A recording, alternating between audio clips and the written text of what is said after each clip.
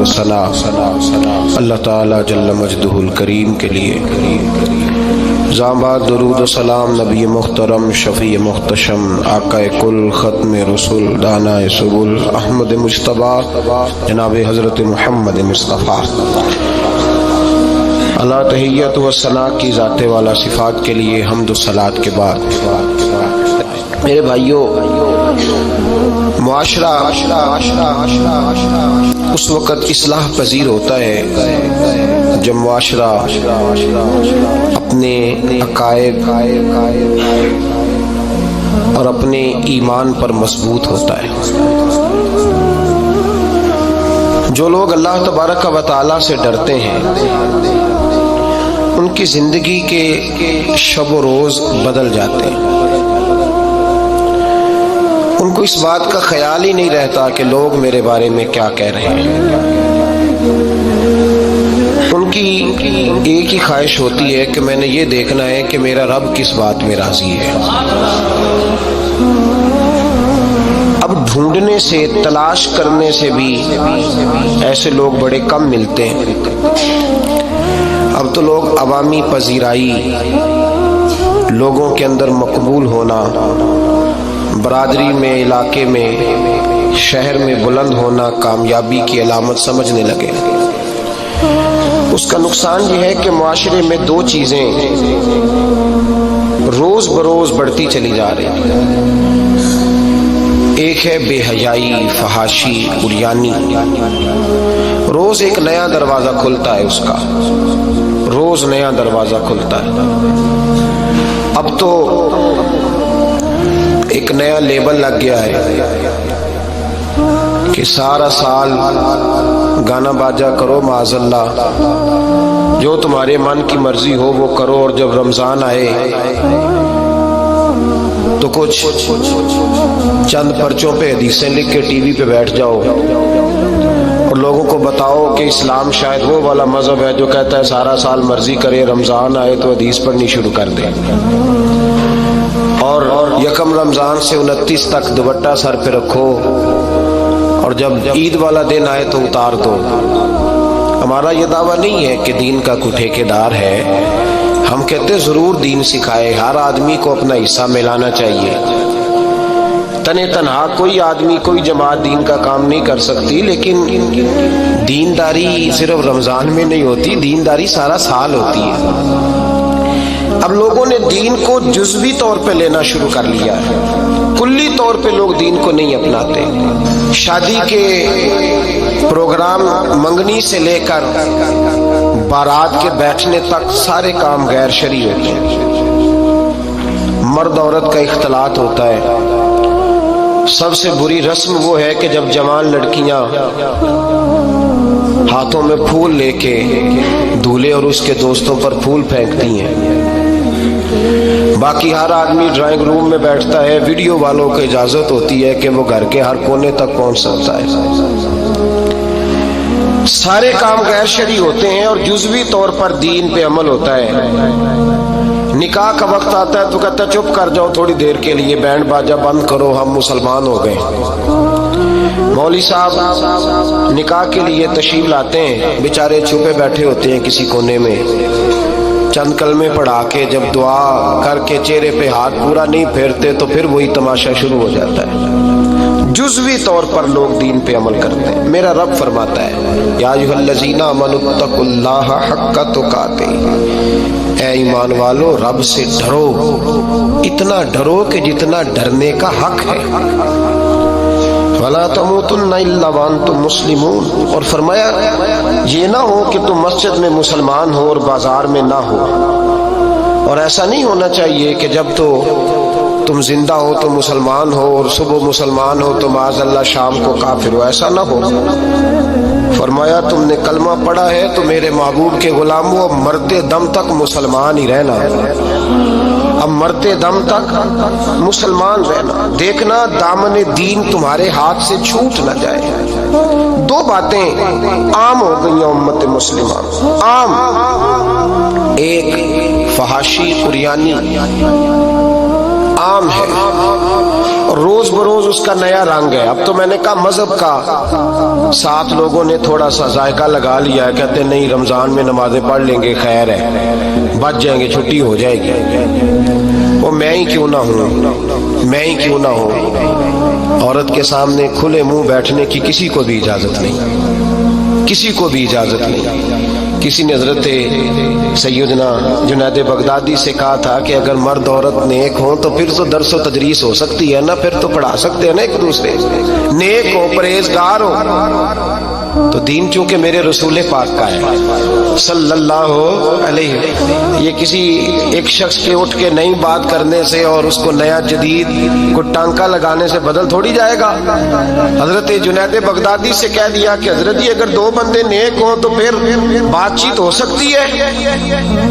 तो हजरत जुनैद बगदादी फरमाने लगे पढ़ाने वाले हसन बसरी हो और पढ़ाने वाली राबिया बसरी हो तो फिर भी उनको इजाजत नहीं है, फिर भी इजाजत नहीं कि बेपर्दा एक दूसरे के सामने बैठे, फिर भी उनको इजाजत, बेपर्दगी की फिर भी इजाजत नहीं। और मेरे आला हजरत इमाम अहले सुन्नत फाजिल व मुहद्दिस बरेलवी, दीन का इतना बड़ा सिपाही आपको ढूंढने से नहीं मिलेगा जितना अल्लाह ने बरेली में बड़ा पैदा फरमाया है। और हर महाज पर किसी ने कहा हजरत जी बेपर्दा बीबी मजार पे जा सकती है, इजाजत है? तो कलम है बरेली के बादशाह का, और रजा के नेजे की मार है कि अदुव के सीने में गार है। क्या फरमाते आला हज़रत? आप फरमाते क्या पूछा तुमने, बेपर्दा औरत मजार पे पीर के पास जा सकती है? मैं ये ना पूछो, अहमद रजा से ये पूछो कि जाएगी तो लानते कितनी बरसेंगी, ये वाला सवाल पूछो। आम है बेपर्दगी, आम, खुले आम। और मेरे भाई लोग कहते हैं जदीद होना चाहिए, याद रखो इस्लाम फकत गुनाह से मना नहीं करता, इस्लाम वो दरवाजा ही बंद करता है जिस रास्ते से गुनाह हो सकता है, वो दरवाजा ही बंद है। कहा मर्द और औरत को एक दूसरे का चेहरा देखने की इजाजत ही नहीं। मेरे रसूल करीम सल्लल्लाहु अलैहि वसल्लम ने फरमाया जिना सिर्फ मर्द और औरत की खलवत सहीहा का नाम थोड़ी है। फरमाया जिसने अपनी आंख को गंदा किया वो आंख का जानी है, और जिस शख्स ने अपने कान से बुरी बात सुनी वो कान का बदकार है। और महबूब फरमाते हैं जिसने अपनी आंखों से बुरी चीज को देखा वो आंख का, और जिसने बोल कर लज्जत का ये सामान फराहम किया वो जुबान का जानी है। उसे भी क़यामत के दिन उसी तरह पूछा जाएगा जिस तरह जानी को पूछा जाएगा। मेरे भाई उम्मत मुस्लिमा का वकार मेरे रसूल करीम अलैहिस्सलातु वस्सलाम के गुलामों के दिलों में शर्मो हया भर दिया गया। अल्लामा वाक़दी कहते हैं हजरत साद बिन अबी वकास ने मदाइन फतह किया। मदाइन का एक शहर था, उसकी बड़ी बड़ी ऊंची बिल्डिंगें थी। जो आदमी भी जाता था वो सबसे पहले जिस शहर की कोई चीज मारूफ होती है लोग उसको देखते हैं। ऊंची ऊंची बिल्डिंगें थी, सबसे ज्यादा उस शहर के लोगों ने ऊंचे मकानात और ज्यादा तामीरात कर रखी थी। हजरत साद बिन अबी वकास लश्कर लेके गुजरे तो लश्कर में बूढ़े लोग नहीं होते, जवान लोग होते, तवाना लोग होते, और बड़े जीदार सिपाही थे। 10,000 सहाबा की जमात थी। हजरत साद बिन अबी वकास अमीर लश्कर थे। अब ईसाइयों ने एक चाल चली, उन्होंने कहा मुसलमान जब बाजार से गुजरेंगे लड़ाई तो हम इनके साथ लड़ नहीं सके, हम वो वाला तरीका इख्तियार करते हैं कि मुसलमान काबू में आ जाएंगे। हम औरत को बतौरे तीर के इस्तेमाल करते हैं, हम इसको बतौरे जाल के फेंकते हैं। क्या किया, औरतों के हाथों में फूल दिए, प्लेटें पकड़ाई, बिल्डिंगों की छतों पे खड़ा कर दिया। फरमाया तुम इन पर फूल फेंकना, अगर 2-4 सिपाही भी हम अपने काबू में करने में कामयाब हो गए तो दरार तो पड़ गई ना, तुम इन पर फूल फेंकना। ये देखिए रस्म चली कहाँ से, हमने अपना ली है, चली कहाँ से, और हमने उसको अखज़ कर लिया, रिवाज बन गया। हजरत साद बिन अबी वकास रज़ी अल्लाह ताला अन्हु जब उस बाजार से गुजरे तो आगे आगे अमीर लश्कर का घोड़ा था, पीछे 10,000 सहाबा घोड़ों पे बैठे हैं।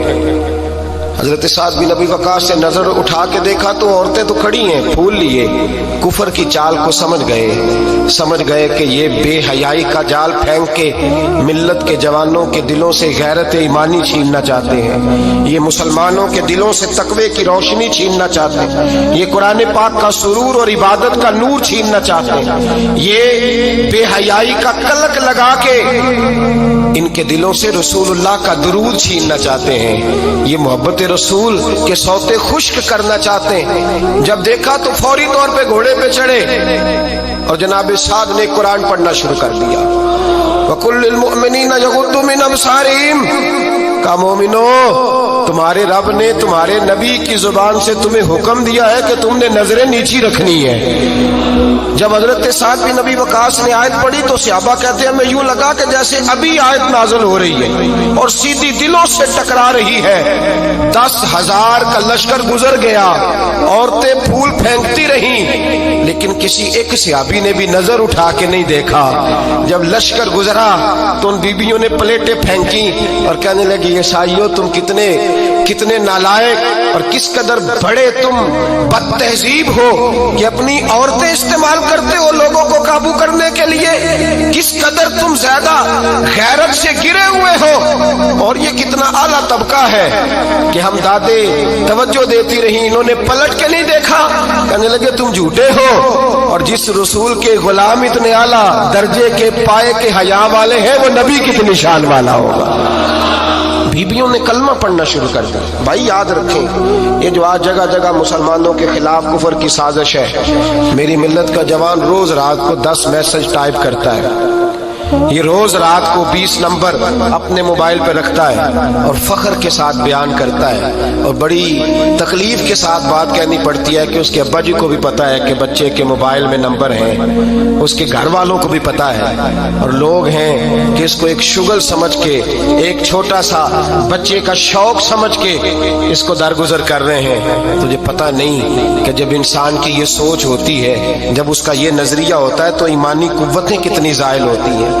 جب نوجوان کی نظر کے اندر عیب پیدا ہوتا ہے تو پھر اس سے نماز کی لذت جاتی رہتی ہے، قرآن پاک کا ذائقہ جاتا رہتا ہے، درود پاک کا ذائقہ جاتا رہتا ہے۔ اٹھائیے مسند امام احمد بن حنبل، میرے رسول کریم صلی اللہ علیہ وسلم کی بارگاہ میں صحابی نے آ کے عرض کی یا رسول اللہ میں بڑی اچھے طریقے سے وضو کرتا ہوں، ٹائم نکال کے مسجد آتا ہوں، حضور میں پابندی سے پڑھنے کی کوشش کرتا ہوں، لیکن اے معصوم آمنہ یا رسول اللہ میرا نماز میں دل نہیں لگتا، حضور میری طبیعت نہیں جمتی، میرا دوڑ جانے کو دل کرتا ہے، کوئی نسخہ بتلائیے۔ محبوب نے فرمایا تو اپنی نظر کو پاک کر لے، تیرے نبی کا وعدہ ہے تیرا نماز میں دل لگنا شروع ہو جائے گا۔ اپنی نظر میں پاکیزگی پیدا کر۔ محمد بن قاسم آئے، اگر یہ بات آپ کی سمجھ میں آ گئی تو حد ہو گئی۔ محمد بن قاسم جب یہاں آئے نا ہندوستان میں تو عجیب واقعہ لکھا ہے ان کے حالات میں۔ یہاں آئے تو نیا علاقہ تھا، ہندوستان کی سڑکوں سے چوکوں سے واقف نہیں تھے۔ جب تشریف لائے راجہ دہر ان کے مقابلے میں تھا، جنگ کرنی تھی، لشکر لائے تو خود بھی ابھی 17 سال یا 19 سال کے جوان تھے اور ساتھ بھی لشکر جوانوں کا تھا۔ ایک بزرگ تھے قافلے میں، بزرگ کہتے ہیں میری محمد بن قاسم سے ملاقات ہوئی تو میں نے اس شخص کے چہرے پر پریشانی دیکھی، شدید تکلیف میں دیکھا، تو میں نے کہا جرنیل مسلمانوں کے تو کس پریشانی میں ہے؟ تو محمد بن قاسم کہنے لگے پریشانی یہ ہے کہ ہم عربی ہیں، یہ عجم کا علاقہ ہے، ہم تو رستوں سے بھی واقف نہیں۔ راجہ دہر سنا ہے بڑی فوج ہے، بڑی طاقت ہے، بہت پرانا یہاں کا رہنے والا ہے، چھوٹے چھوٹے مورچوں کا پتہ ہے، رستوں کا پتہ ہے، کیسے جنگ ہوگی؟ میں پریشان ہوں کہ مقابلہ کیسے ہوگا؟ وہ بزرگ کہتے ہیں میں نے بھی دعا کی، تسلی دی، میں نے کہا اللہ تیری مدد کرے گا۔ میں گزر گیا، 3-4 دن کے بعد ملاقات ہوئی تو میں نے محمد بن قاسم کے چہرے پر بڑی روشنی دیکھی، ہنستے اور مسکراتے دیکھا، توانائی دیکھی، وقار دیکھا، اطمینان اور سکون دیکھا۔ میں نے کہا خیریت تو ہے، پرسوں ترسوں تو بڑے پریشان تھے، آج کیا ہوا؟ اگر یہ بات سمجھ میں آ گئی میری ملت کے جوان کے، اگر یہ بات سمجھ میں آ گئی तो शायद इसे ढब और सलीका आ जाए जीने का, शायद ये समझ जाए कि मेरी तमन्नाई का राज कहाँ है। कहने लगे भाई परसों तरसों बड़े परेशान थे, आज क्या हुआ? जवाब दिया कि तारीख बना दी, उस 17 साल के जवान ने तारीख बना दी। कहने लगा मैं बेफिक्र हो गया हूँ, राजा दहर मेरा मुकाबला नहीं कर सकता, वो 2 दिन नहीं खड़ा हो सकता मेरे सामने। का वजह क्या है? मोहम्मद बिन कासिम कहने लगे मैंने तहकीक की है, मुझे पता चला है कि राजा दहर ज़हन का गंदा है, नजर का नापाक है, वो सीने बंद का बुरा है। मुझे पता चला है वो तो चचा जात बहन को नहीं छोड़ता, वो तो खाला जात पे बुरी नजर रखता है। मुझे पता चला है कि उसके तो अपने इलाके की औरतें उसकी नजर से महफूज नहीं है। कहने लगा जो गंदी नजर का जवान होता है वो किसी मैदान में नहीं ठहर सकता। कहने लगा मेरी 17 और 19 साल की जवानी है, मुझे कसम है गुंबद खजरा की, मैंने जब भी देखा है या मुस्तफा का दुरूद देखा है या रसूलुल्लाह पे नाजिल होने वाला कुरान देखा है। मेरा मुकाबला कैसे करेगा, मेरे मुकाबले में कैसे आएगा? जो नजर का गंदा हो, किरदार का नापाक हो, वो किसी के मुकाबले में आ सकता? और मिल्लत के जवान याद रख, जब तक नजरें नापाक होती हैं उस वक्त तक वजूद कमजोर होते हैं। जब तक नजरें नापाक होती हैं इरादों में दरारें होती हैं। जब नजरें नापाक होती हैं फिर अकीदे मुतजलजल होते हैं। जब नजरें नापाक होती हैं फिर इंसान कोई भी मुहिम सर नहीं कर सकता। और जब नजर पाक होती है, हजरत अब्दुल्ला बिन हुज़ाफा जिहाद कर रहे थे, रूम के ईसाइयों ने गिरफ्तार कर लिया, 1000 आदमी ने मिल के पकड़ा, गिरफ्तार नहीं होते थे सहाबी, 1000 आदमी ने घेरा डाला, गिरफ्तार करके ले गए। और जब बादशाह के सामने गए तो वजीर कहने लगा बादशाह बंदा बड़े काम का है, अगर हमारे काबू आ गया तो फायदा देगा। सहाबी हैं हजरत अब्दुल्ला बिन हुज़ाफा, हजरत फारूक आज़म का जमाना है, अगर काबू आ गया तो फायदा देगा। बादशाह कहने लगा क्यों, क्या खूबी है? कहने लगे हम 1000 आदमी थे, ये अकेला काबू नहीं आ रहा था, 1000 आदमी थे, अगर हमारी फौज में शामिल हो गया तो बहुत बड़ा जर्नैल मिलेगा। बादशाह कहने लगा कोई मसला नहीं, 2-3 चीजें होती हैं बंदे को खरीदने के लिए, खरीद लेते हैं। बादशाह कहने लगा अब्दुल्ला जितनी दौलत तुझे चाहिए मैं तुझे दे देता हूं, मेरे लश्कर में आ जा, माज़अल्लाह इस्लाम छोड़ दे।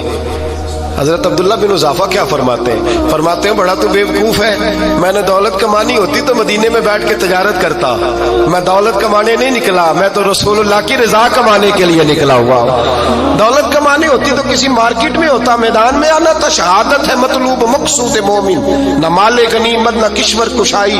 ये दौलत तो लौंडी है रसूलुल्लाह के दरवाजे की, ये तो पीछे पीछे फिरती है नबी पाक के गुलामों की। ये कमानी होती तो मैं किसी मार्केट में होता, मैदान में थोड़ा होता। अब्दुल्ला बिन हुज़ाफा से दूसरी चाल चली, कहने लगे मियाँ ओदा जो तुझे चाहिए, मैं बादशाह हूं, मेरे नीचे जो ओदा तू कहेगा वो तुझे मिल जाएगा। हजरत अब्दुल्ला बिन हुज़ाफा कहने लगे शायद तुझे पता नहीं मेरी तारीफ क्या है, शायद तू जानता नहीं मेरी तारीफ क्या है। कहा साहब की क्या तारीफ है? कहने लगे मैं रसूलुल्लाह का सहाबी हूँ और कायनात में सबसे बड़ा ओदा मुस्तफा के सहाबी होने का ओदा है। सहाबा वो सहाबा थे जिनकी हर सुबह ईद होती थी, खुदा का कुर्ब हासिल था, नबी की दीद होती थी। फरमाया मैंने हुजूर के जलवे देखे हुए हैं, मुझे ओहदे की जरूरत ही नहीं, और मैंने ओहदा लेना होता तो मैं सियासत करता, मैं तो शहादत लेने निकला हूं मैदान में, ओहदे का मैंने क्या करना है। अब बादशाह कहने लगा इसे कत्ल कर दो। वजीर कहने लगा नहीं, एक बात और है, मुझे एक चाल और चलने दो। कहा वो क्या? कहने लगे मेरी बेटी बड़ी खूबसूरत है, मुझे मौका दो अपनी ही बेटी को सजा बना के, वो जवान जिसकी जवानी इतनी बड़ी है कि 1000 आदमी मुकाबले में खड़ा नहीं होता, उस जवान के कमरे में रात की तन्हाई में बना सवार के बीबी को भेजा। वो बीबी कहती है मैं सारी रात बन सवर के इस सहाबी के कमरे में बैठी रही, लेकिन ये क्या शख्स था, सारी रात ही मुसल्ले पे बैठा रहा, सारी रात ही। कुछ देर थक जाता तो ये करीम रसूल पे दुरूद पढ़ना शुरू कर देता। बीबी कहती है सहरी हो गई तो मैंने छू के देखा कि इंसान है कि जिन्न है, ये बंदा है कि फरिश्ता है, छू के देखा। कहने लगे पीछे हट जा। मैंने कहा मैंने तो सुना था तू 1000 के मुकाबले में है और तू इतना बेहिस है कि बनी सबरी दुल्हन बैठी है, तूने नजर नहीं की। अब्दुल्ला बिन हुज़ाफा, बीबी कहती है नजर फिर नहीं उठाई। نظر پھر جھکی ہوئی ہے. کہنے لگے بی بی میں مجبور ہوں, اب میرے اوپر کوئی حسن نہیں چلتا, میں نے جلوائے بدوحا کا دیدار کیا ہوا ہے, اب میری نگاہوں میں جچتا نہیں کوئی, اس لیے کہ جیسے میرے سرکار ہے ایسا نہیں کوئی. کبھی بھی اب نہیں کسی کا میرے اوپر جادو چلتا. میں نے مصطفیٰ کو اور کہا ذرا پیچھے ہٹ کے بیٹھ, مجھے میرے رسول نے غیر محرم سے بچنے کا حکم دیا ہے, ذرا پیچھے ہٹ کے بیٹھ. سحری کا وقت تھا. وہ بی بی کہتی ہے اس نوجوان کے جملے میرا سینہ چیر گئے, کلیجہ پھٹ گیا, چیخ نکلی, میں کفر کے عالم میں روئی. میں نے کہا مجھے بتا تو صحیح, آخر یہ جذبہ کہاں سے ملتا ہے, آخر یہ روشنی تو میں نے دیکھی نہیں, کہاں سے آتی ہے؟ ایک میرا باپ ہے جو بنا سور کے مجھے تیرے کمرے میں چھوڑ گیا, بتلا یہ کہاں سے کیف آتے ہیں؟ تو عبداللہ بن حذافہ کہنے لگے اگر کیف لینا ہے تو تو بھی میرے مصطفیٰ کا کلمہ پڑھ جا, آجا دروازہ رسول پہ جھک جا, مل جائے گا. سویرے دروازے پہ باپ آیا بیٹی سے رزلٹ لینے, دروازہ کھولا تو بیٹی نقاب پہنے باہر آئی. باپ کہنے لگا کیا بنا؟ کہنے لگی پیچھے ہٹ جا, تو غیر محرم ہے, کافر ہے, میں مسلمان ہوں. اس نے کہا کیا ہوا؟ کہنے لگی تیرے جیسے کو باپ کہوں, تیرے جیسے کو جو مجھے استعمال کر رہا تھا. میں تجھے باپ نہیں مانتی, میں اب رسول والی ہو گئی ہوں, میں حضرت فاطمہ کی کنیزہ ہو گئی ہوں, میں اب نبی کریم کی خادمہ ہوں, خبردار میرے قریب نہ آنا. یہ دعو بھی ناکام ہوا. اب حضرت عبداللہ بن حذافہ کے سامنے موت کھڑی کی, ایک کڑا میں تیل گرم کیا, کہنے لگے تجھے اس میں جلایا جائے گا. حضرت عبداللہ بن حذافہ رضی اللہ تعالیٰ عنہ جب جلنے کے قریب ہوئے تو رونے لگے. روم کا بادشاہ کہنے لگا شاید ڈر گیا ہے, کہنے لگے اب سمجھ آئی ہے, اب تجھے پتا چلا ہے, چلا جا. حضرت عبداللہ بن حذافہ کہنے لگے تو کافر ہے, تیری کافروں والی سوچ ہے, اس لیے نہیں رویا کہ موت سے ڈر گیا ہوں, میں تو اس لیے رویا ہوں کہ ایک جان ہے وہ نبی پاک پہ قربان ہو رہی ہے. کاش رب مجھے 1000 جان دیتا, میں ساری مصطفیٰ پہ قربان کر دیتا. فاضل بریلوی فرماتے ہیں کروں تیرے نام پہ جاں فدا, نہ بس ایک جان دو جہاں فدا, اور میرا 2 جہاں سے بھی نہیں جی بھرا, میں کروں کیا کہ کروڑوں جہاں نہیں. اور میاں صاحب فرماتے ہیں وہ کچا رنگ للاری والا جیڑا چڑھدا لیندا رہندا, اے عشق تیرے دا رنگ محمد چڑھ جائے پھر نہیں لیندا, عشق تیرے دا رنگ محمد چڑھ جائے پھر اے نہیں لیندا. میرے بھائی وہ روم کا بادشاہ کہنے لگا دنیا میں نے بھی بڑی دیکھی ہے, پر جیسے پاک صاف مصطفیٰ کے غلام دیکھے ایسا میں نے کوئی نہیں دیکھا. وہ بھائیو نظر پاک ہو, روح پاک ہو, مزاج پاک ہو, پھر انسان بڑے بڑے کام کرتا, پھر وہ مہمات کو سر کرتا, پھر وہ صرف ایک گھر کے لیے نہیں وہ ملت کے لیے فائدہ مند ہوتا ہے, پھر وہ گھرانوں کو لے کر چلتا ہے, پھر وہ بڑے بڑے معاشرے تشکیل دیتا ہے. میرے رسول کریم صلی اللہ علیہ وسلم نے پاک صاف ذہن کے لوگ تیار کیے. حضرت مرثد فرماتے ہیں میں ایک عورت پہ عاشق تھا, جب کلمہ پڑھا نبی پاک نے میری پشت پہ ہاتھ پھیرا, میں نے کہا حضور کوئی نصیحت؟ نبی پاک نے فرمایا نظر کو پاک رکھنا.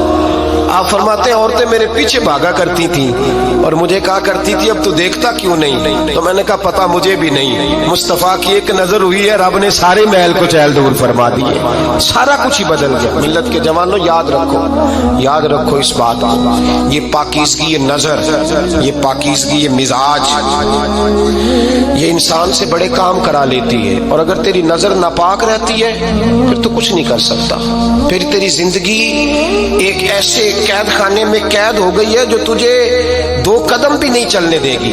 سب سے پہلے مزاج کی پاکیزگی, اور دوسرا اصلاح معاشرہ کے لیے اہم درس یہ ہے اپنے آپ کو پاک صاف رکھیں, ذہنی طور پر, نظریاتی طور پر. اور دوسرا درس یہ ہے میرے بھائی ظلم اور زیادتی سے بچیں, پاک صاف رہ کے وقت شروع کریں, اور کسی جگہ بھی کوئی زیادتی, کوئی ظلم. میرے نبی کریم صلی اللہ علیہ وسلم کے مزاج کو اگر آپ دیکھیں گے نا, ہمارے معاشرے میں آج سب سے زیادہ زیادتی پتہ کون سی ہوتی ہے؟ لوگ عزتیں پامال کرتے, بدگمانیاں کرتے. ابو جہل یہ کام کرتا تھا کہ وہ نبی پاک صلی اللہ علیہ وسلم پر, صحابہ پر معاذ اللہ شخصی اعتراضات کرتا تھا, شخصی. عزیزو، جب آدمی کا کسی سے اختلاف ہوتا ہے نا، یا کسی کو پسند نہیں کرتا یا کسی کو ریجیکٹ کرنا چاہتا ہے، تو شخصی اعتراضات کرتا ہے، نیچے اترتا ہے، کمزور بات کرتا ہے، چھوٹی بات کرتا ہے۔ اور ہمارے زمانے میں تو یہ کام حسد کی وجہ سے ہوتا ہے۔ بڑے بڑے جماعتیں ٹوٹ جاتی ہیں، ملتوں کا شیرازہ بکھر جاتا ہے، لیکن لوگ اپنی اس حرکت سے باز نہیں آتے، ساری زندگی ذاتی اور نجی اعتراضات کرتے رہے۔ ابو جہل کے اندر ہزاروں عیب پائے جاتے تھے، شرابی بھی تھا، بدکار بھی تھا، بے حیا بھی تھا، ظالم بھی تھا۔ میرے نبی پاک صلی اللہ علیہ وسلم نے اسے دین کا پیغام دیا ہے، لیکن تاریخ کی کسی کتاب میں آپ کو یہ نہیں ملے گا کہ حضور نے کبھی اس کی شخصیت پر اعتراض کیا ہو۔ یہ فرمایا ہے کہ بڑا فرعون ہے اس امت کا، لیکن نیچے اتر کر کبھی اس کی ذاتی اور شخصی زندگی پر کوئی زیادتی صحابہ کی طرف سے اور نبی پاک کی طرف سے، بہت بڑی بات سمجھا رہا ہوں اگر آپ کی سمجھ میں آئے تو، ہم ذاتیات پر اترتے، ذات پر اتر کر زیادتی کرتے، ذات پر۔ ہمارا اب ظلم نجی سطح سے شروع ہو رہا ہے اور پوری ملت کو لپیٹ میں لے رہا ہے۔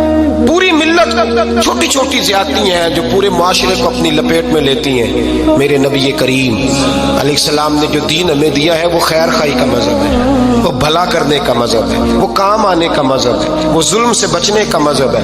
میرے نبی پاک نے فرمایا ظلم سے بچ جانا، قیامت کے اندھیروں میں جو بڑا اندھیرا ہوگا وہ ظلم ہوگا۔ اصلاح معاشرہ کانفرنس کا پہلا سبق میں نے عرض کیا کہ نظر کو، ذہن کو، سوچ کو پاک رکھیں، اور دوسرا زندگی میں کبھی زیادتی نہ کریں، کبھی بھی اپنے مخالف پر بھی کبھی شخصی، ذاتی اور نجی اعتراضات نہ کریں۔ یہ انسان کے اندر کا ظلم ہوتا ہے، ہمارے گھروں کے اندر سے ظلم جنم دینے لگا ہے۔ روز بہو پہ تیل چھڑکا جاتا ہے، روز کسی نہ کسی شہر سے، اپنے ہی گھر سے، اپنے ہی چراغ کو بند کرنے کی خبر نکلتی ہے۔ سڑکوں پہ، چوکوں پہ، چوراہوں میں غریب مسلے جاتے ہیں، جس کے ہاتھ جہاں تک پہنچتے ہیں وہ وہاں تک معاذ اللہ زیادتی کر گزرتا ہے۔ اگر قوم ظلم سے بچنے لگے، زیادتی سے بچنے لگے، تکلیف دینے سے بچنے لگے تو معاشرہ سنور جائے گا۔ میرے رسول کریم علیہ السلام نے اپنے غلاموں سے پوچھا تھا بتاؤ مفلس کون ہوتا ہے، کون ہے جس کے پاس کچھ نہیں ہوتا؟ صحابہ نے کہا یا رسول اللہ جس کے پاس پیسے نہ ہو۔ بخاری مسلم متفق علیہ حدیث ہے۔ نبی کریم نے فرمایا نا بھائی، مفلس تو وہ ہوگا جو قیامت کے دن احد پہاڑ کے برابر نیکیاں لے کے آئے گا۔ یا رسول اللہ اتنی نیکیاں پھر بھی مفلس ہے، پھر بھی غریب ہے؟ تو نبی پاک نے فرمایا نیکیاں پہاڑ کے برابر ہیں، پر اس نے چغلیاں بڑی کی ہیں، غیبتیں بڑی کی ہیں، مذاق بڑے اڑائے، اس نے لوگوں پر پھپتیاں بڑی کسی، تان و تشنی بڑے کیے، ظلم بڑے کیے، گالی بڑی، لوگوں کے بارے میں بری باتیں کی۔ اب رب کریم نے وہ ساری نیکیاں لوگوں میں بانٹ دی، یہ مفلس ہو گیا، غریب ہو گیا۔ زیادتی نہیں کریں، ظلم نہ کریں، اپنی نجی زندگی سے لے کر گھر کے اندر سے لے کر اجتماعی زندگی تک زیادتی سے بچیں۔ میرے نبی کریم علیہ السلام نے اپنے غلاموں کو یہ درس دیا ہے، دیکھنا کبھی زیادتی نہ ہونے پائے، دیکھنا کہیں ظلم نہ ہونے پائے، دیکھنا کسی شخص کو تمہارے قول فعل سے، تمہارے مزاج سے تکلیف نہ پہنچے۔ میرے بھائیوں، حضرت وہاب ابن منبہ علیہ رحمہ فرماتے ہیں کہ بنی اسرائیل کے اندر ایک بادشاہ محل بنانے جا رہا تھا۔ محل، آج بھی جس آدمی کی سوسائٹی کے اندر 2-4 قلعے، 2-4 ایکڑ کسی غریب کے آ جائیں، وہ یہاں تو اسے دھمکاتا ہے یا بلیک میل کرتا ہے، کچھ نہ ہو سکے تو پھر قتل ہی کرا دیتا ہے معاذ اللہ۔ اور یہ خبریں عام ہمیں سننے، پڑھنے اور دیکھنے کو ملتی ہیں۔ بادشاہ محل بنانے جا رہا تھا، ایک غریب بی بی رہتی تھی، اس کی جھونپڑی بادشاہ کے محل کے نقشے میں آتی تھی۔ بادشاہ نے کہا بی بی منہ مانگی قیمت لے لو، خالی کر دو یہ مکان۔ بزرگوں کو اپنے جھونپڑیوں سے بڑی دلچسپی ہوتی ہے، بچے سوسائٹیوں میں چلے جاتے ہیں، ابا جی کہتے ہیں مجھے گاؤں میں رہنے دو، میرا یہی دل لگتا ہے، مجھے اس گھر سے دلچسپی ہو گئی۔ اماں کہنے لگی بادشاہ میں یہاں بیاہ کے آئی تھی، خامد انتقال کر گیا، اولاد اللہ نے دی نہیں، میں پکا ہوا پھالوں، گر جاؤں گی تو تیرا ہی ہے، لیکن مجھے اس آشیانے میں رہنے دے، یہ گھونسلہ میں نے تنکا تنکا کر کے بنایا ہے، مجھے رہنے دے، نہ مجھے نکال۔ کہنے لگا میرا نقشہ خراب ہوتا ہے، बीबी सारा दिन मकान में बैठी रहती कि मेरी झोंपड़ी टूट न जाए। जालिम की नजर में आ गई है कहीं मेरा ये आरजुओं का महल चकनाचूर ना हो जाए। सारा दिन ड्यूटी करती। बादशाह ने भी 2-4 सिपाही खड़े कर दिए, जब घर से निकले तो बिल्डोज कर देना, मकान को गिरा देना। वो खातून कितनी दिन बंदा बैठ सकता है। एक दिन सरे शाम घर से निकली, 2-1 घंटे के बाद वापस आई तो मकान गिर गया था, दीवार बन गई थी। हजरत वहाब इब्न मुनब्बे फरमाते हैं बस उसने दुआ की तो रब करीम ने वो शहर सारा तबाह कर दिया। उस बीबी ने 2 जुमले कहे तो उलट पलट दिया वो सारा शहर। मेरे नबी करीम अलैहिस्सलाम ने फरमाया जब मजलूम के हाथ दुआ के लिए उठते हैं तो अर्श का मालिक आसमान से कहता है खोल दे सारे दरवाजे, इसके बीच कोई पर्दा नहीं रहना चाहिए, आने दे। मजलूम है, इस पर जुल्म हुआ है। लोग कहते हैं मैं बेचैन रहता हूँ साहब, मौलाना साहब, पीर साहब, वो घर के कोने से चीखने की आवाज आती है, कोई दम मिल जाए, कोई तवीज हो जाए, कुछ ऐसा हो जाए कि बचत हो जाए, कोई ऐसी फूंक लग जाए कि आराम आ जाए। तो मैं कहता हूँ भाई अगर बड़े दम कराने से भी फर्क नहीं पड़ा, अगर बड़े तावीज लेने से भी चीखे बंद नहीं हुई तो जरा टटोल के देख लो, कहीं किसी यतीम की आहें ही ना दफन हो वहां, कहीं किसी गरीब का गोश्त तो नहीं दबा लिया, कहीं किसी को लूट के तो दीवार नहीं बना ली, कहीं किसी का मकान पे कब्जा करके तो नहीं बनाया। अगर लूट और हराम का माल हो तो फिर चीखे बंद नहीं होती, फिर सुकून से सोया नहीं जाता, फिर वहां आराम की नींद नहीं आती। हजरत वहाब इब्न मुनब्बे फरमाते हैं बीबी आई और आकर के उसने जब देखा मेरा घर टूट गया है, महल टूट गया है, हालात बदल गए हैं, तो खातून आती है और मेरे भाई दुआ की तो उसने अंदाज ही बदल के रख दिए। मकान से निकली तो मकान टूट गया और फरमाते वापस आई तो हाथ फैला के पता क्या कहती है, कहती ऐ अल्लाह मैं तो मौजूद नहीं थी, बता तू कहाँ गया था। तू भी मौजूद नहीं था, मैं तो नहीं थी, पर तू कहाँ था। बस रब करीम ने हजरत जिब्रील को हुक्म दिया, फरमाया ये बस्ती उलट दो, सारी तबाह कर दो, ये लोग नहीं रहने चाहिए, जो जुल्म तो सहते हैं बगावत नहीं करते, नहीं रहने चाहिए। साहिब तबकात कहते हैं मेरे मुस्तफ़ा करीम सैयद आलम सल्लल्लाहु अलैहि वसल्लम के विसाल ज़ाहिरी के अय्याम करीब आए तो हुजूर ने सुर्ख पट्टी बांधी, तेज बुखार है नबी करीम को, 2 सहाबा सहारा दे के मस्जिद में लाए, नबी पाक अलैहिस्सलाम को बज़ाहर सहारा दे के लाया गया। करीम रसूल ने लोगों को जमा किया, हुजूर आज क्या होने वाला है, आज क्या कहा जाएगा, आज किस लिए मीटिंग बुलाई है। नबी करीम के कुल सहाबा जब मस्जिद में जमा हुए तो खचाखच मस्जिद भरी है, विसाल ज़ाहिरी से चंद यौम पहले की बात। नबी पाक ने फरमाया आज तुम्हें कोई जिहाद की तरगीब नहीं देनी, आज कोई नया पैगाम नहीं देना, आज तुम्हें बताना है कि रब ने अपने बंदे को इख्तियार दिया है, चाहे तो दुनिया में रहे, चाहे तो उसकी बारगाह में हाजिर हो जाए। उस अब्द ने बारगाह रबूबियत की तरफ लौटने का इरादा कर लिया है। हजरत सिद्दीक अकबर रोने लगे तो सहाबा ने कहा तुम्हें क्या हुआ, कहने लगे समझ नहीं रहे, किसी की बात नहीं कर रहे, नबी पाक तो अपनी बात फरमा रहे हैं, उसने जाने का इरादा कर लिया। सुनिए मेरे भाई, महबूब पाक ने फरमाया भाई किसी शख्स को मेरी तरफ से कोई तकलीफ पहुंची हो तो बदला ले सकता है, बदला ले सकता है, किसी को तकलीफ पहुंची हो। सहाबा फूट के रोने लगे, महबूबा करम ही करम हुआ है, रहमत ही रहमत आई, आपके बारे में गुमान करने वाला भी दायरा ईमान से निकल जाएगा। हुजूर आप क्या फरमा रहे हैं? फरमाया नहीं भाई उठो। पीछे से जनाब अकाशा बिन मोहसन उठे, हाथ कांपते हैं, आगे बढ़े, कहने लगे या रसूल अल्लाह एक जंग के मौके पर आपने दुर्रा मारा था, नंगी पीठ पर सफ़ें सीधी कराते, बात दिल में रह गई है, मैंने बदला लेना है। नबी करीम ने फरमाया बिलाल दौड़ के जाओ, फातिमा के घर दुर्रा पड़ा है, दुर्रा लाओ। सैयदना बिलाल हबशी कहते मैं गया, दस्तक दी सैयदा तैयबा ताहिरा, हजरत फातिमा फरमाने लगी बिलाल कैसे आए हो? अम्मा जी वो दुर्रा चाहिए था। सैयदा को तशवीश हुई, कहने लगे बिलाल ना तो जंग पे जाना है, ना जिहाद है, ना कोई ऐसा मौका है, हुजूर की तो तबीयत मुबारक बज़ाहिर बड़ी अलील है, दुर्रा क्या करेंगे? हजरत बिलाल अर्ज करने लगे अम्मा जी एक सहाबी बदला लेने लगे हैं, साहिब तबकात ने जुमले लिखे हैं, कहते हैं बीबी साहिबा ने दुर्रा भी दिया और इमाम हसन हुसैन حسین کو بھی باہر نکالا. فرمانے لگی عکاشہ سے کہنا 100 درے مارے ان 2 شہزادوں کے جسم پر نبی پاک کے قریب نہ جائے. میں نے 2 بچے پیدا ہی اپنے محبوب پر قربان کرنے کے لیے کیے, ان کو لے جا. حضرت بلال کہتے میں 2 شہزادے لے کے آیا, اور جب دروازے میں لے کے پہنچا تو نبی پاک نے دیکھا تو آنکھوں میں آنسو آ گئے. فرمایا ان کو بٹھا دو, مجھے پتا ہے فاطمہ نے کیا کہہ کے بھیجا ہے. حضرت سیدنا بلال فرماتے درہ میں نے جناب عکاشہ کو دیا. حضرت عکاشہ درہ لے کے آگے جو بڑھے تو حضرت ابو بکر صدیق نے ان کے پیروں پہ ہاتھ رکھا. فرمایا عکاشہ میری طرف آ یا, مجھے ماں درے, نبی پاک کے قریب نہ جا. مصطفیٰ کریم نے فرمایا ابو بکر تو ہٹ جا, اسے آنے دے. فرماتے میں چند قدم آگے گیا تو مولا علی شیر خدا نے میرے پیر پہ ہاتھ رکھا. کہنے لگے عکاشہ سوچ تو صحیح تو کیا کر رہا ہے. حضور نے فرمایا علی ہٹ جاؤ, میرا اور ان کا معاملہ ہے. جناب عکاشہ آگے بڑھ رہے.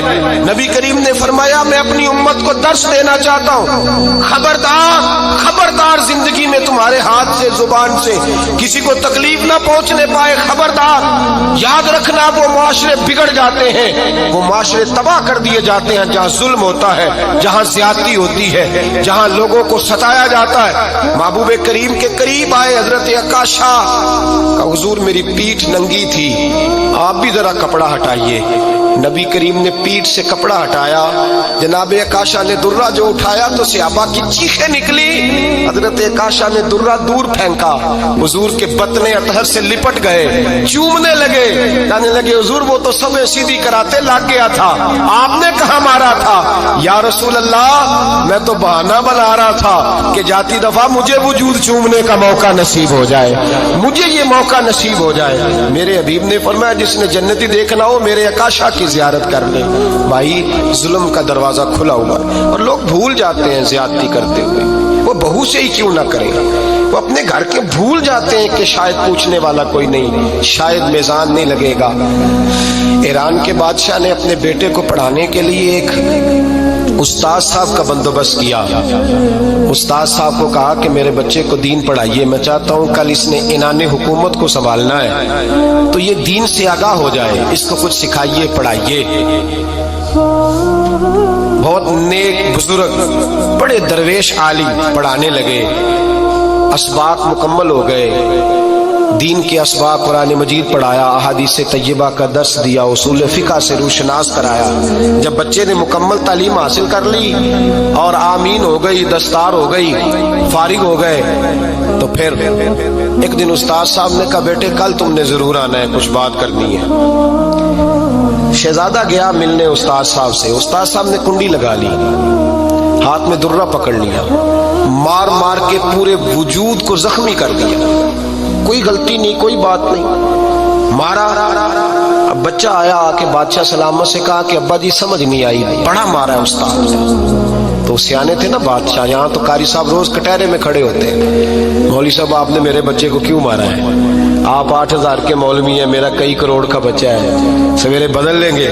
خبردار آپ نے بچے کو ہاتھ لگایا, اپنی حیثیت میں رہے معاذ اللہ. جو قومیں استادوں کو کٹہروں میں کھڑا کرتی ہیں وہ ترقی نہیں کر پاتی. جو استادوں کو کٹہروں میں روز کھڑا کرتے ہیں. کہا ابا جی بڑا مارا ہے, تو والد بڑے سمجھدار تھے, کہنے لگے بیٹا استاد باپ ہوتا ہے, وہ زیادتی نہیں کرتا, کوئی بات ہوگی میں تیرے استاد کو کٹہرے میں نہیں بلاؤں گا. اماں سے بات کی, اماں کہنے لگی بیٹا میں تیرے باپ سے کیسے بات کروں, ڈر آتا. وقت گزر گیا, 22 سال بیت گئے, 22 سال گزر گئے. بادشاہ کا انتقال ہوا, شہزادہ تخت پہ بیٹھا. پہلا حکم یہ دیا کہ میرے استاد کو بلاؤ. پہلا حکم. استاد جی بوڑھے ہو گئے تھے, چھڑی کے اوپر ٹیک لگا کے آئے اور بھویں سفید ہو کے جھک گئی تھی. یوں آنکھ کھول کے بڑی مشکل سے دیکھا, کہنے لگے شہزادے حکم ہو. کم میں شہزادہ نہیں, اب میں بادشاہ بن گیا ہوں. استاد جی 22 سال بیت گئے, آپ نے مارا تھا, پر وہ درد چونکہ زیادتی کی تھی, میرا قصور کوئی نہیں تھا, تو نہ میری روح سے درد گیا ہے نہ میرے جسم سے گیا ہے. میں بے اختیار تھا, پوچھ نہیں سکتا تھا, آج با اختیار ہوا ہوں. سب سے پہلے پہلا حکم آپ کو دیا, بلایا ہے, بتائے کیوں مارا تھا, کیوں مجھے مارا تھا, میری زیادتی بتائے. تو استاد, بوڑھے استاد کی آنکھیں آنسوؤں سے بھر گئی. کہنے لگے بیٹے بس آج کے دن کے لیے مارا تھا, یہ جو دن آ گیا نا میری زندگی میں اس لیے مارا تھا، یہ میں چاہتا تھا میری زندگی میں وقت ہے آج کے بس میری مراد پوری ہو گئی۔ کہ صاحب کس لیے مجھے بھی سمجھائے۔ آپ فرمانے لگے کتنی دیر ہو گئی تجھے مار کھائے ہوئے، کتنا زمانہ بیت گیا؟ کہنے لگا 22 سال۔ فرمایا زخم بھولے تو نہیں، درد ختم تو نہیں ہوئی، تمہیں بات ایک منٹ کے لیے بھی تمہارے حافظے سے محو تو نہیں ہوئی؟ کہ استاد جی روز رات کو یاد آتی، روز خیال آتا تھا۔ استاد کہنے لگے بھائی تو بے اختیار تھا، پوچھ نہیں سکا، 22 سال تجھے یاد رہا، مجھے پتا تھا تو ایک دن حکمران بنے گا، میں نے تجھے اس لیے مارا تھا کہ بیٹے یاد رکھنا کسی پہ ظلم نہ کرنا۔ اگر تجھے 22 سال تک یاد رہا ہے تو جس پر تو ظلم کرے گا اسے بھی قیامت تک یاد رہے گا۔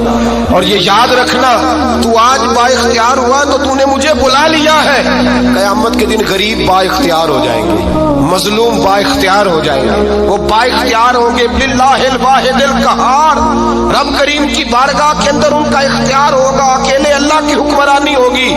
پھر وہ بلائیں گے بڑے بڑے کج کلا، دنیا میں جن کی پگڑیاں اونچی تھی وہ سر جھکائے کھڑے ہوں گے، دنیا میں جو ڈکٹیٹر بنتے تھے ان کی پشتیں لال ہوں گی، ان کو غدار لکھا جائے گا، قیامت تک نہیں بھولے گا۔ ظلم کرنا تو سوچ سمجھ کے کرنا، اتنا کرنا جتنا تم سہ سکتے ہو، اتنی زیادتی کرنا جتنی قیامت میں تم برداشت کر سکتے ہو۔ میرے نبی کریم صلی اللہ علیہ وسلم نے فرمایا ظلم سے بچو، یہ قیامت کے اندھیروں میں سے ایک اندھیرا ہوگا۔ زندگی میں زیادتی نہ کریں، اگر تھوڑی دیر کے لیے کوئی چیز برداشت کر جائیں گے تو وہ فائدہ دے جائے گی، کچھ دیر کے لیے اگر سہ جائیں گے تو نفع مل جائے گا، سہنے کی کوشش کریں لیکن زیادتی نہ کریں، نظر کو، سوچ کو، ذہن کو پاک رکھیں۔ اور میرے بھائی زندگی پوری ظلم سے بچیں، زیادتی سے بچیں۔ امیر المومنین حضرت جناب سیدنا عمر فاروق رضی اللہ تعالیٰ عنہ رات گھر میں تھے تو رونے لگے، بڑی دیر تک روتے رہے۔ والدہ اٹھی تو صاحبزادے سے کہنے لگی پتہ کرو تمہارے باپ کو کیا مسئلہ ہے۔ شہزادے آئے، کہنے لگے امیر المومنین والد گرامی کیا ہوا؟ تو حضرت عمر فاروق کہنے لگے بیٹا اپنی اماں کو بلاؤ۔ والدہ آ گئی، کیا بات ہے؟ کچھ طبیعت خراب ہے تو حکیم کا بندوبست کیا جائے۔ تو حضرت عمر کہنے لگے کچھ بھی نہیں، آج مسجد سے نکلا ہوں تو نبی پاک کے صحابہ میری تعریفیں کر رہے تھے۔ یہ حضرت فاروق اعظم کے وصال کے قریب کے دن ہے، تعریف ایک تو حضرت یہ رونے کی بات ہے کہ خوش ہونے کی؟ آپ فرمانے لگے نہیں، سوچتا ہوں باہر تو میں اچھا رہا ہوں، پتہ نہیں گھر میں ہی کوئی زیادتی نہ ہو گئی ہو، پتہ نہیں تمہارے ساتھ بھی میرے معاملات ٹھیک تھے کہ نہیں، صحابہ تو تعریف کرتے ہیں، رو رہا ہوں تمہاری وجہ سے نہ الجھ جاؤں، بیوی ہی نہ کہے میرا حق ہی ادا نہیں کیا۔ یہ لفظ کہتے کہتے پہاڑ ہے یہ شخص، کیسر و کسرا کامتے ہیں۔ حضرت عمر رو پڑے، بی بی سے کہنے لگے مجھے اللہ کی رضا کے لیے معاف نہیں کر دیتی؟ میرے اوپر بوجھ تھا امت کا، میں ساری رات مدینے کی گلیوں میں پھرتا تھا، دن سارا مسجد میں گزرتا تھا، میں تجھے وقت نہیں دے پایا، معاف نہیں کر دیتی؟ تو زوجہ کہنے لگی نہیں عمر، میں نے بھی زندگی میں اپنا کوئی سکھ چین نہیں دیکھا، کوئی چاؤ پورا نہیں کیا، میں کیسے معاف کر دوں؟ میں نہیں معاف کرتی۔ حضرت عمر زمین پہ بیٹھ گئے، رونے لگے، کہنے لگے چل معاف کر دے۔ کہنے لگی ایک وعدہ کرو، قیامت کے دن رب کریم کی بارگاہ میں میری سفارش کرو گے؟ اللہ کی بارگاہ میں عرض کرو گے کہ اللہ اچھی تھی، مجھے کپڑے دھو کے دیتی تھی، روٹی پکا کے دیتی تھی، میری عزت کی محافظ تھی؟ جناب عمر کہنے لگے تیرے ساتھ وعدہ ہے، رب اپنے فضل سے عمر کو جنت دے گا تو عمر تجھے جنت میں ساتھ لے کر کے جائے گا، تیرے ساتھ وعدہ ہے۔ کہ بھائی جن کے دلوں میں احساس تھا کہ ہم سے کوئی زیادتی نہ ہو جائے کسی جگہ، وہ تو یہاں تک معاملہ کرتے تھے، یہاں تک ان کا خیال رہتا تھا۔ عزیزو، ایک تو نظر میں حیا پیدا کریں، والدین کی بہت بڑی ذمہ داری ہے۔ لاکھوں بچے مرضی کی شادیاں کر رہے ہیں، ہزاروں گھر اجڑ رہے ہیں، یہ وہ والا زہر ہے جو ہر گھر میں تیزی سے پھیلتا چلا جا رہا ہے۔ پہلے ہم کہتے تھے کہ بچہ باہر نہ نکلے، اب کہتے ہیں اللہ کہیں موبائل لے کے تنہا نہ بیٹھ جائے، کہیں تنہا نہ بیٹھ جائے، کیا بنے گا اس کا اگر یہ گندگی اور یہ ایسا نشہ ہے جو اجاڑ کے رکھ دیتا ہے انسان کی توانائیوں کو۔ ایک تو ذہن کو، طبیعت کو پاک رکھیں، دوسرا زیادتی کبھی نہ کریں۔ یہ دو سبق اگر امت کو یاد ہو جائیں تو پھر معاشرہ بڑی تیزی سے اصلاح پذیر ہوگا۔